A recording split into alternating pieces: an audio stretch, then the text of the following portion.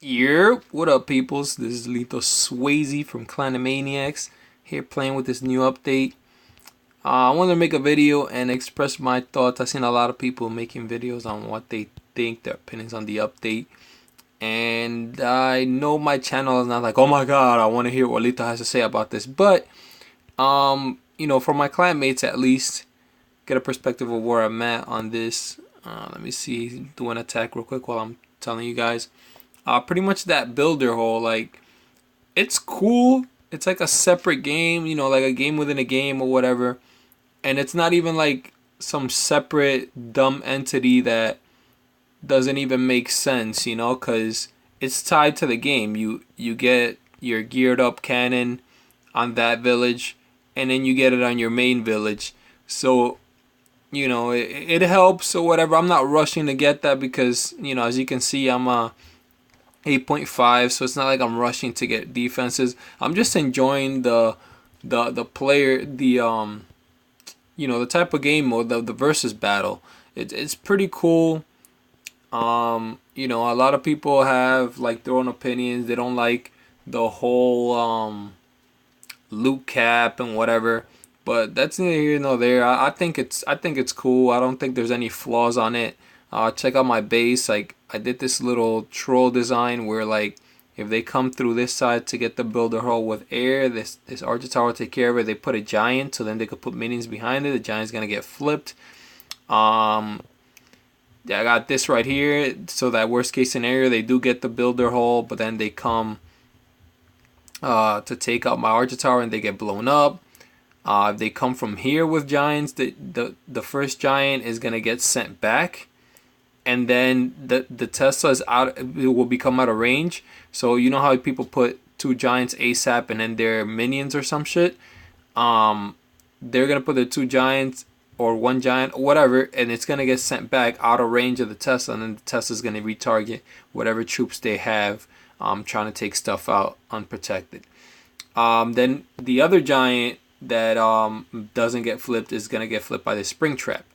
If they do make it past the Tesla for whatever reason or whatever, then this push trap is gonna direct them right outside, and they're gonna have to walk outside again. So I'm pretty proud of this base.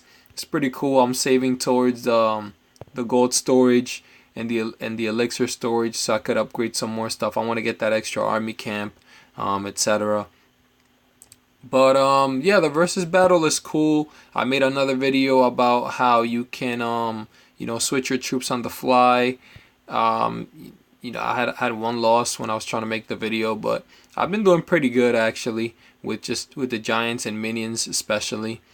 The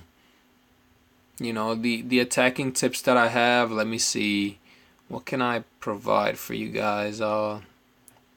It's I think one thing to notice is that sometimes a 2-star, if you feel like you can't 3-star a village, the 2-star will be sufficient. Like, just you gotta kind of like gauge it. Can I get the 3-star? No, all right, I can't get it, so I'm just gonna go for as much percentage on a 2-star as I can. And like here, it was easy to get the 3. I just had to tank that arch tower and get it down.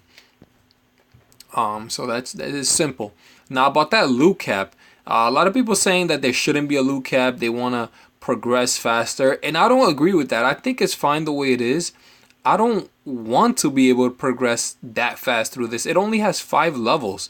If you progress that fast through that, then what else is there to do? It's like they put in a game mode. If you can get to the end of it in a week, then what good was it? Then you're looking back at it like, wow, this shit was crap.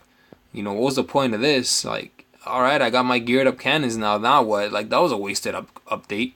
So, it's cool that it's actually going to take a while. And yeah, if you want to speed it up and use gems, you can.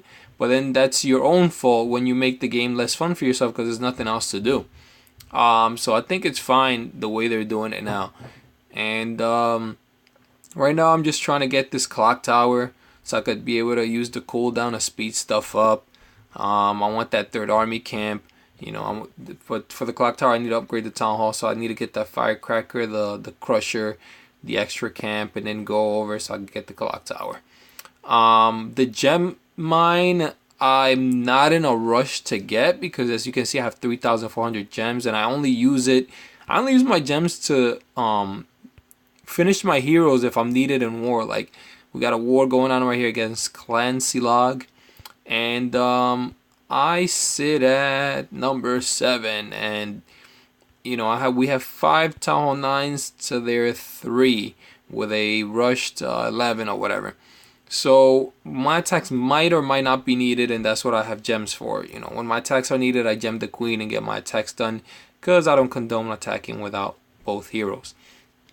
And the last thing about the update is, I mean, the loon nerf. That's the other big thing. I mean, the spells being able to be upgraded one more time is cool. Is gonna help. Yeah, I would like to see the wizards get, you know, that initial first strike, kind of like the bowlers got buffed.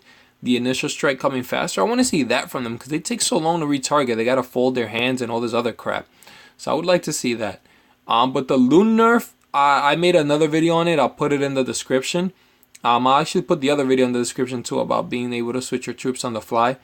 But the loons nerfed, you know, in the video I mentioned that I agree with it. They didn't nerf them to the ground. They just made it so that people that were just spamming loon attacks and really didn't have any skill, like as far as how to get them to path correctly, and freaking notifications. I thought I turned that down. People that don't know how to path them correctly and stuff like that. Now they have to relearn that. Like, they have to make sure that they do that correctly. You know, and it should be that way. It shouldn't be like you just send a spam a bunch of loons, and even if you lose all your hounds and you run out of spells, you can still get the raid done, because you know, just because they're OP. Like, they drop their bombs fast, and they're strong as hell, and all you have to do is haste them and rage them, and good game. You know, now you actually have to pay attention where you send your hounds. You got to get value out of the hounds to keep the loons alive, or else your raid is just gonna fail. You know, and it's back to balancing whether your kill squad is gonna be bigger. Are you gonna send your loons out early before you run out of time, or are you gonna send them later? You know, I'm glad they're back to a balanced state. I was actually leveling my my base, this base here, upgrading things, and I couldn't wait to have loons, because you know, I know how to use loons, and I knew how to use them before they got buffed and they were OP. So I was like, okay, I'm gonna have loons and I'm gonna freaking annihilate every freaking base, because now it's gonna be even easier. If I know how to use them before they were buffed, imagine now. So I was so hyped, and then it's like they didn't want me to enjoy that, because now they nerfed them. But I'm still gonna use them. It's just that I'm not in a rush to do it. I got my healers upgrading, so I could be able to keep Queen walk. Queen going to 21.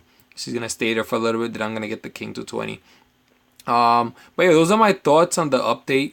Let me know what you guys think. Do you agree or not in the comments? If not, it's cool. You know, hopefully my opinion maybe helped you lighten up about trying to get Supercell or whatever to raise the loot cap or whatever. You know, it's not really worth it. Let's just enjoy the game the way it is. Aside from that, everybody take care and peace out.